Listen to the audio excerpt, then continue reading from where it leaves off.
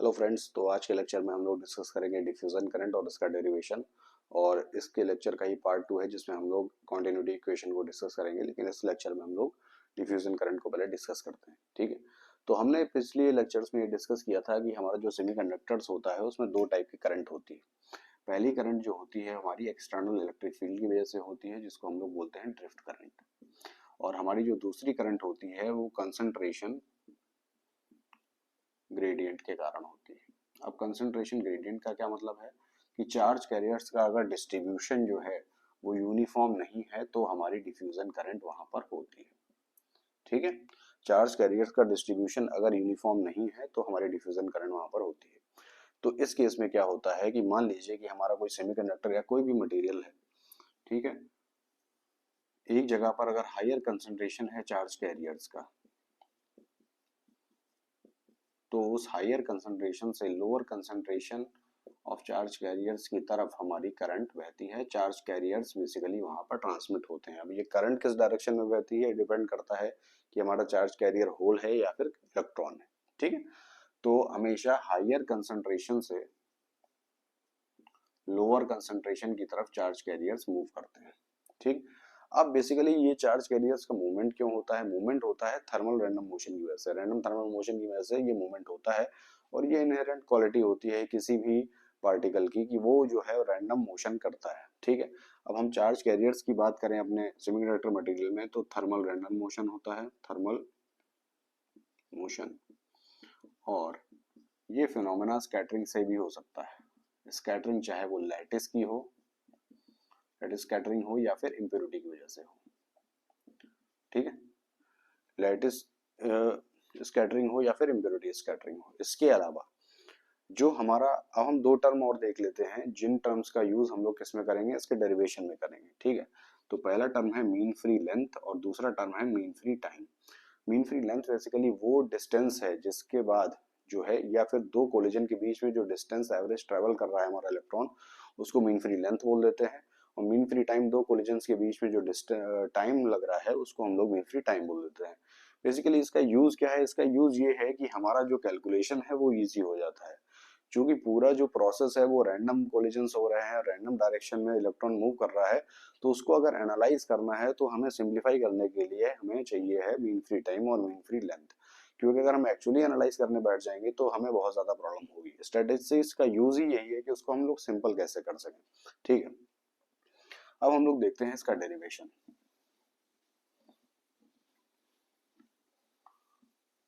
तो basically charge carrier का concentration अगर हम लोग ड्रॉ करते हैं,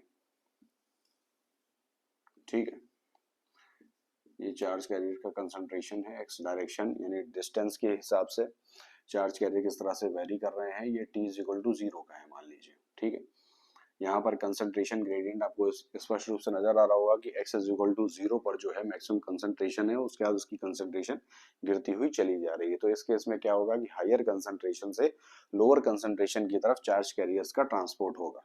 ठीक है, तो कुछ समय बाद क्या होगा, कुछ समय बाद हमें कुछ इस टाइप का ग्राफ मिलेगा। तो आप देखिएगा कि x इज इक्वल टू 0 पर जो है यहाँ पर कंसंट्रेशन कम हो चुकी है, और यहाँ जो उसके आगे हम बढ़ते जा रहे हैं डिस्टेंस पे तो कंसंट्रेशन बढ़ती हुई चली जा रही है। ठीक है, जैसे जैसे टाइम पास होगा तो हमारी कंसंट्रेशन एक तरह से यूनिफॉर्म होती चली जाएगी। ठीक है, तो हमें बेसिकली करंट निकालनी है। करंट को बेसिकली कैसे निकालते हैं? करंट का बेसिकली मतलब ये है कि कितने भी हमारे नंबर ऑफ इलेक्ट्रॉन्स या charge carriers per unit area को क्रॉस कर रहे हैं उनकी संख्या हमें चाहिए, और यूनिट टाइम में। अब टाइम जो है हम लोग मीन फ्री टाइम को कैलकुलेट करेंगे, मीन फ्री टाइम बेसिकली ले रहे हैं। ठीक है, तो ये देखिए कि अगर मैं इसका डायग्राम ड्रॉ करता हूं, ठीक है, ये मैंने x इज इक्वल टू 0 ले लिया, x is equal to L bar. ठीक है, x माइनस एल बार। यहाँ पर कंसंट्रेशन हमने n1 मान ली है, यहाँ पर कंसंट्रेशन हमने n2 मान ली है। ठीक है, तो कोई भी इलेक्ट्रॉन जो भी n1 में होगा उसकी इक्वल प्रोबेबिलिटी है कि वो लेफ्ट हैंड साइड में मूव करे और इक्वल प्रोबेबिलिटी है कि वो राइट हैंड साइड में मूव करे। सिमिलरली जो भी इलेक्ट्रॉन जो है वो इस एरिया में है उनकी इक्वल प्रोबेबिलिटी है कि वो राइट हैंड साइड में मूव करें या लेफ्ट हैंड साइड में मूव करें। ठीक है, तो हमें तो बेसिकली वो नंबर ऑफ चार्ज कैरियर्स चाहिए जो इस जंक्शन को क्रॉस कर रहे हैं। ठीक है, तो उस जंक्शन को क्रॉस करने वाले चार्ज कैरियर्स एक तो N1 से मिलेंगे जो राइट हैंड साइड में जा रहे हैं, और N2 से मिलेंगे जो लेफ्ट हैंड साइड में जा रहे हैं। चूंकि दोनों अपोजिट डायरेक्शन में जा रहे हैं तो इसलिए उनके चार्ज कैरियर्स का कैलकुलेशन जो है वो दोनों में घट जाएगा, दोनों में सब्सट्रैक्ट हो जाएगा। ठीक है, तो अगर मैं इसको मैथमेटिकल फॉर्म में लिखूंगा, और चूंकि प्रोबेबिलिटी हाफ है यानी कि आधे कैरियर उधर जा रहे हैं आधे कैरियर इधर जा रहे हैं, ठीक है, तो नंबर ऑफ चार्ज कैरियर्स की संख्या अगर मैं लिखूंगा इसमें, तो ये तो मान लीजिए मैंने इस पॉजिटिव डायरेक्शन में N1 इस डायरेक्शन में जाने वालों की संख्या लिख दी, और अपोजिट डायरेक्शन में आने वालों की अगर मैं संख्या लिखूंगा तो मैं कैसे लिखूंगा? ठीक है, अब ये हाफ क्यों लगाया गया है? हाफ इसलिए लगाया गया है कि N1 के जो आधे इलेक्ट्रॉन है वो लेफ्ट हैंड डायरेक्शन में जा रहे हैं और आधे राइट हैंड डायरेक्शन में जा रहे हैं। तो बेसिकली जो चार्ज कैरियर्स इस एरिया को क्रॉस कर रहे हैं, इस पार्टिकुलर लाइन को क्रॉस कर रहे हैं, वो कितने हैं? इतने हैं। ठीक है, अगर मैं इसी को फ्लक्स डेंसिटी के केस में लिखूंगा तो फाई एक्स को अगर मैं लिख दूं यहां पर,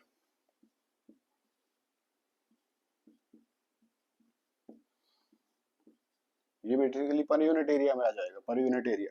ठीक है, तो flux density per unit area, और इसको भी मैं टी बार लिख रहा हूं क्योंकि पर यूनिट एरिया तो ठीक है, लेकिन एक मीन फ्री टाइम में कितने चार्ज कैरियर्स क्रॉस कर रहे हैं उनकी संख्या हमें यहाँ से मिल जाएगी। ठीक है, तो 2t बार यहाँ पर मैं लिख देता हूँ।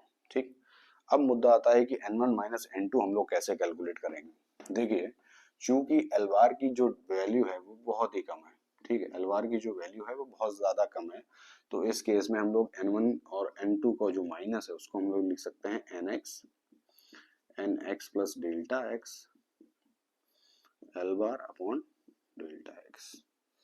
ठीक है, सिंपल। यहाँ पर हम लोग इस चीज को पुट कर देते हैं तो एल स्क्वायर बाहर आ जाएगा, एल बार का स्क्वायर 2t बार आ जाएगा, और यहाँ पर हो जाएगा nx minus nx plus delta x upon delta x. अब चूंकि डेल्टा एक्स बहुत छोटी सी वैल्यू है, बहुत ही छोटी डिस्टेंस है, तो इस चीज को हम लोग किससे रिप्लेस कर सकते हैं? इसको हम लोग रिप्लेस कर सकते हैं minus D N X upon D X से, सभी जानते हैं। ठीक है, अब मैं इसको लिखता हूं,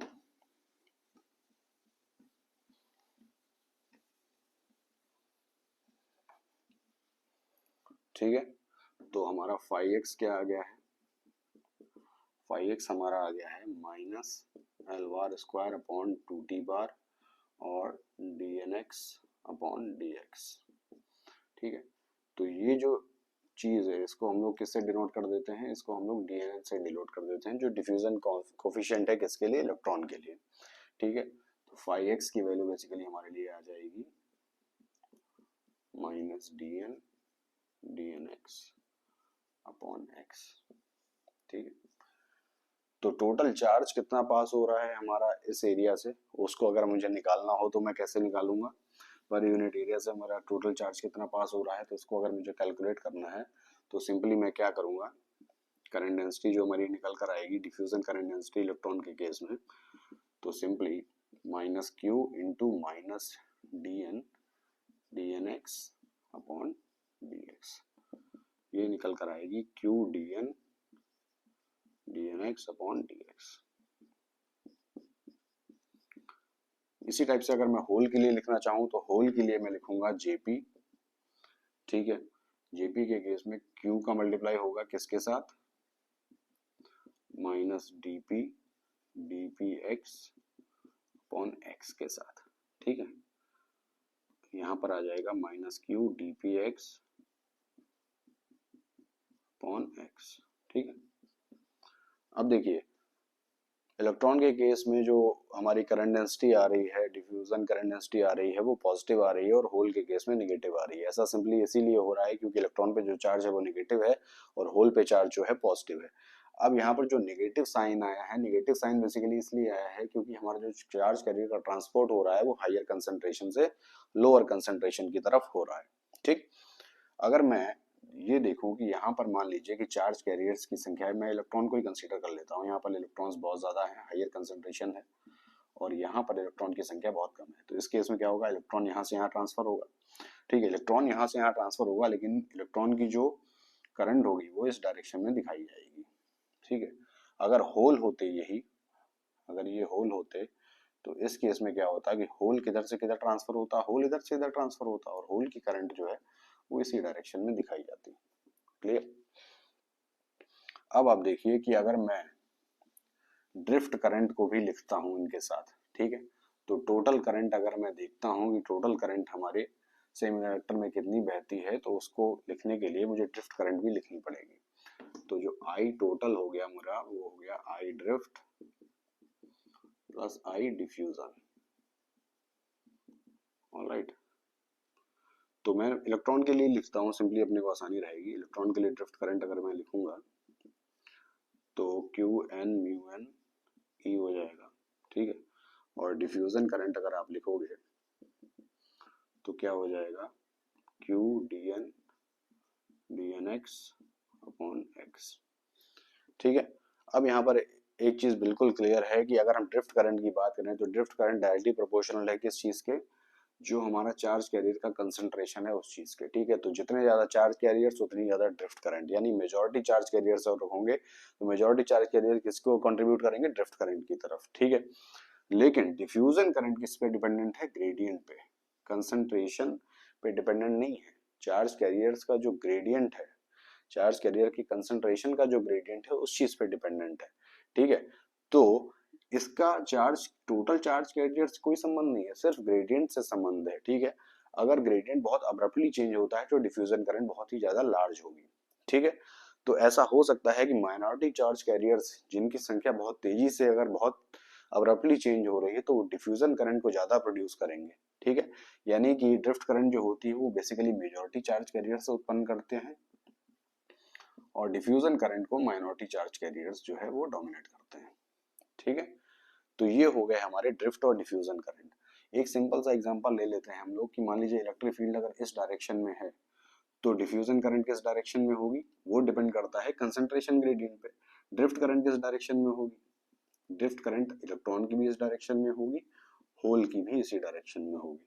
मान लीजिए हायर कंसंट्रेशन इधर है और लोअर इधर है, ठीक है, और इलेक्ट्रॉन अगर इधर से इधर ट्रेवल कर रहा है तो इलेक्ट्रॉन की जो डिफ्यूजन करंट होगी वो किस डायरेक्शन में होगी, इस डायरेक्शन में, और होल की डिफ्यूजन करंट किस डायरेक्शन में होगी, इस डायरेक्शन में, ठीक है। तो ये बेसिकली हमारा था डिफ्यूजन करंट, और इसके अगले लेक्चर में इसी के पार्ट 2 में हम लोग डिस्कस करेंगे कॉन्टिन्यूटी इक्वेशन। Thank you.